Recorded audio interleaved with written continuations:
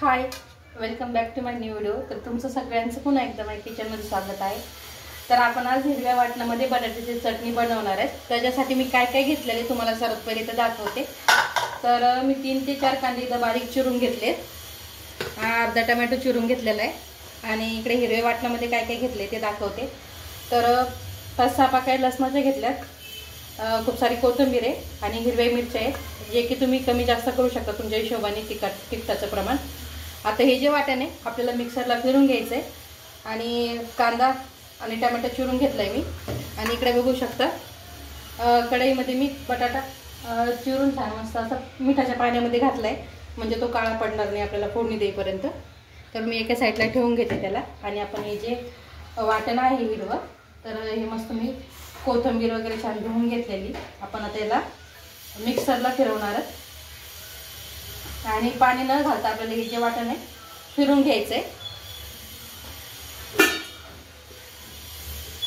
मस्त लागते हिरव्या वाटणामध्ये चटणी बटाट्याची, एकदा नक्की ट्राय करून बघा। आता आपण याच्यामध्ये थोडीशी हळद घालून घेणार आहोत वाटणामध्ये आणि थोडंसं मीठ घालून घेणार आहोत चवीनुसार।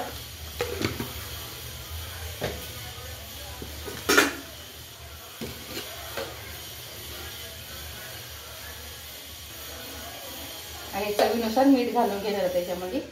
आता हे जे मिक्सरला मी आता वाटण जे आहे ते फिरून घेते आता।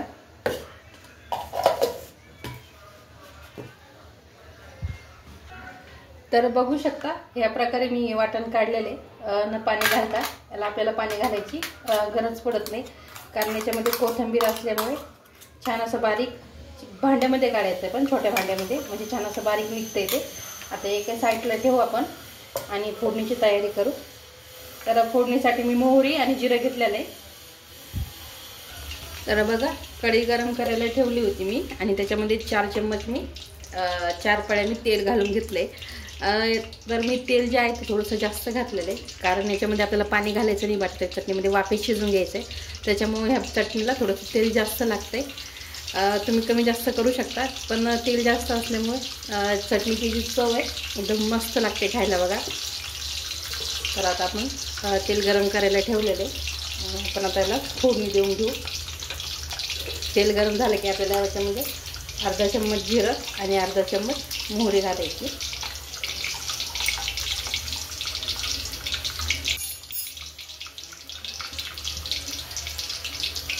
तर हे बघा तेल छान असं गरम झाले। आता आपण याच्यामध्ये अर्धा चम्मच जिरं घालून घेऊ।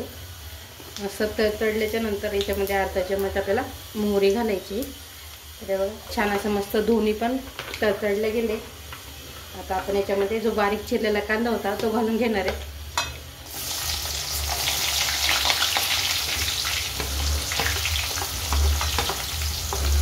आणि मस्त छान असा फ्राय करून घ्यायचा आहे आपल्याला।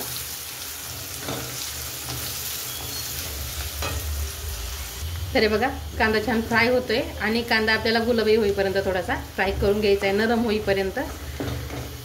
आणि बटाटा बारीक चिरायचा, बारीक चिरल्याच्या नंतर बटाटा पटकन शिजतो, वेळ घेत नाही जास्त। तर बघा छान असा मस्त कांदा नरम पण झालाय आणि फ्राय पण झालाय। आता आपण याच्यामध्ये जे वाटण काढलं होतं मी हिरवं वाटण ते घालून घेणार आहे।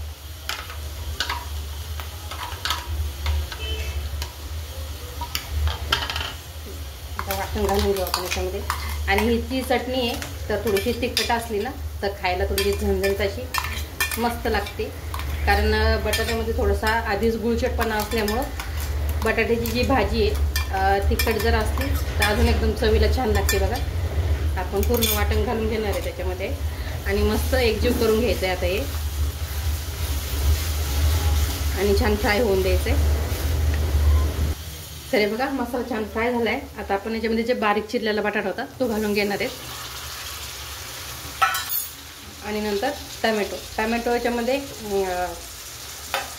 वरतून कधीही टाकला तर टमॅटो शिजायला फार वेळ लागत नाही, म्हणून टमॅटो तुम्ही कधीही टाकू शकता। तर बघा आता मिक्स करून घेऊ आपण याला आणि वाफेत शिजून घेणार आहेत।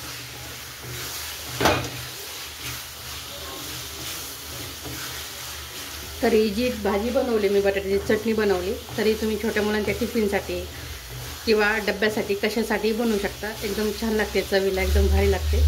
तर नक्की ट्राय करून बघा. आता आपण हिला झाकण ठेवून मस्त वाफवून घेणार आहेत आणि न पाणी घालता. तर कमी गॅस करायचा आहे आणि शिजायला ठेवून घ्यायची आणि अधूनमधून चेक करायची, नाही तर पाक करपूस तर बघणार नाही. तरी बघा झाकण ठेवते मी आता आणि आपण याला आता कमी गॅस करून घेणार आहे. मी शिजल्याच्या नंतर तुम्हाला दाखवते. तर हे बघा अधूनमधून आपल्याला असं खालीवरती करून घ्यायचं आहे, म्हणजे खाली लागणार नाही अजिबात.